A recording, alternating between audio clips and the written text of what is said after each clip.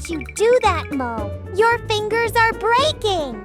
I heard if you crack them too much, your fingers turn into spaghetti. No, they don't. Cracking your knuckles isn't bad at all. Then what's that horror movie sound? It's just bubbles, E. Inside your joints is a fluid. When you stretch your fingers, tiny bubbles burst.